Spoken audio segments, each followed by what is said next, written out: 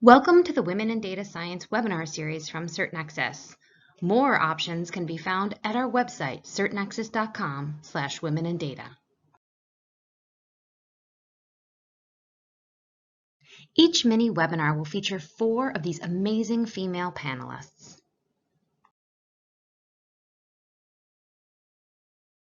Today, our panelists will take on Entering the Data Science Workforce, featuring Sahar Nasiri. You are our newest graduate from a data science program. You talked a little bit about your journey from going from engineering, industrial engineering into data science. But what was the biggest learning curve going from studying data science to actually being in a career? And what would you have told yourself 4 years ago? Would you have done anything differently? Absolutely. I didn't know how much statistics is important.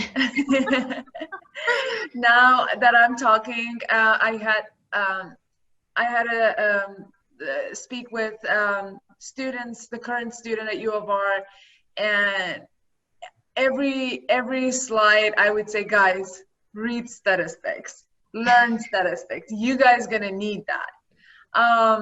I graduated in 2019 December, and then I had a lot of good opportunities. I had the opportunities to interview with really big companies, and I can say the one that the reason that I wasn't able to get the offer from all of them was exactly the statistics. Lack of knowledge in that, and being deep into it, being able to analyze as a person who has a master in statistics. And I think the other thing could really help me out was knowing the mathematics behind the algorithms. So as always they say, it's not too late. So a few months ago, I started with one of my dearest friend, Masa. We started doing this. She's a PhD student in data science, and we started going through algorithms. And every week, we finish one algorithm, the mathematics behind them, because I know that in the future, if I want to change my job, I would know. I need to know them. Also, at my current job, for example, like my last project, I was using like Python library for PCA, but then that wasn't working out. And I had to change something inside the algorithm. And having the knowledge in what's going on behind the scene in PCA helped me out to change things. And that's what actually my boss was looking for. And he like, no one expects me to be a programmer, a good programmer. That's software engineering. They wanted me to be able to basically be a data scientist and be able to analyze what's wrong with this code. What can I change to get what I want? And I think I would put more time into statistics and the mathematics behind machine learning codes, which I'm doing right now. It's fine, but I mean, I would suggest anyone who wants to enter to do it earlier than me. Deborah, you're shaking your head. So you've been in the industry for quite a while. What are your thoughts about Sahar's drive towards statistics and understanding the algorithms? I think that's terrific. I think you'll get there.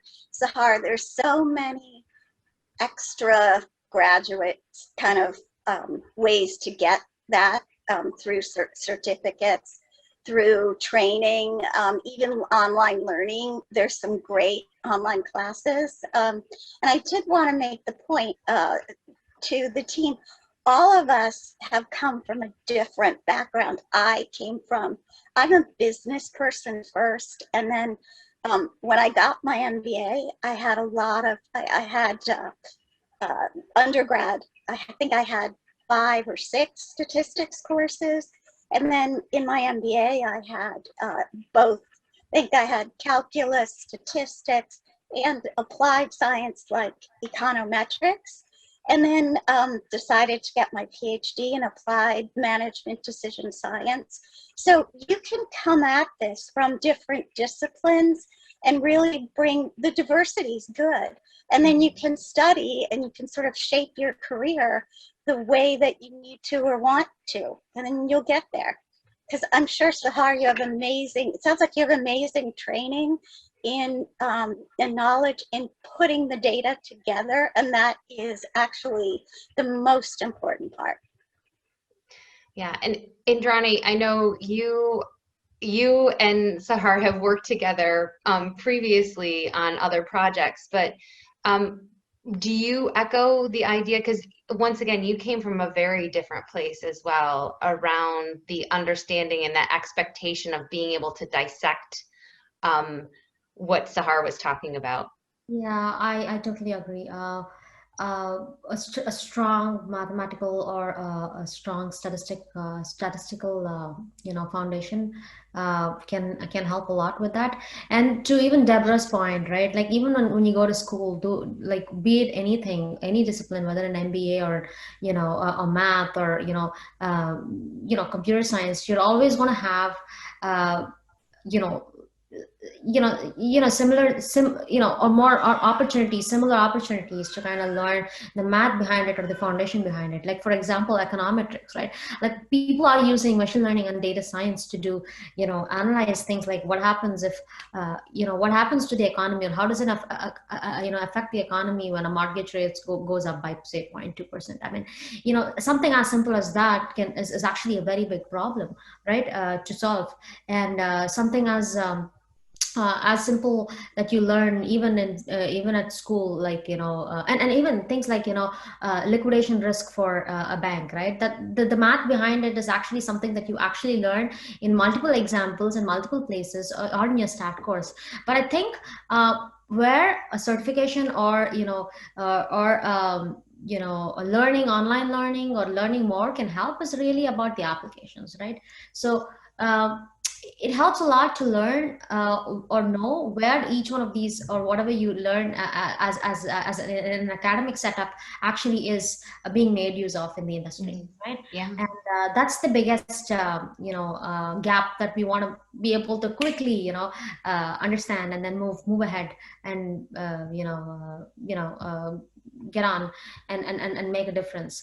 So I totally agree with Deborah and Sahar, but and also add that this field is like evolving very quickly. So the tool set to do that such things are also kind of evolving. So one has to actually keep pace with it and quickly adapt to new technologies and new ways of doing things, because today the data is large. A few years ago, the textbooks existed. It's the same concept, but people ran on Excel sheets or smaller data sets or small tools that couldn't handle large data.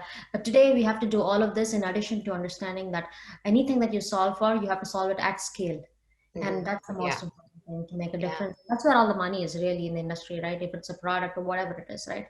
Right. Yeah. And oh, go ahead, Deborah. Yeah, I was just agreeing with Andrani, and just to point to everyone, a lot of data science, and like Andrani was the point she was making, is applied on the job. So there are great courses to take while you're working on a project, and you need to keep up with the discipline because it is changing pretty rapidly. So, don't just think because you graduated, that's the end of your data science learning. You actually really have to stay engaged, and that's what's great about the certification. And Supriya, I know that you are helping women and girls and youth start their journey and get excited about this as well. So what is the one thing that you notice that is the common denominator between your students that are really embracing your program? So the common denominator between my students, honestly speaking, in India, what I find is that even though AI is all around us, data science is obviously the evolving field, But because I'm targeting the K-12 space, people do not believe that the children are ready yet. They do not realize that we already have the tools that children as young as 7 years can understand, how AI and ML work. But people who are actually reading and, keeping abreast of the changing technology realize that what's out there, they're self-selecting into the program. So what I get is a very engaged audience, rather than people just joining AI and data because the income. So I'm really, really grateful that I'm ahead of the curve, at least in India and the K-12 space, because there are people who actually want to learn. And then I want to say something that, what all three of you have mentioned today, that learning doesn't stop in college. It's it's a lifelong journey.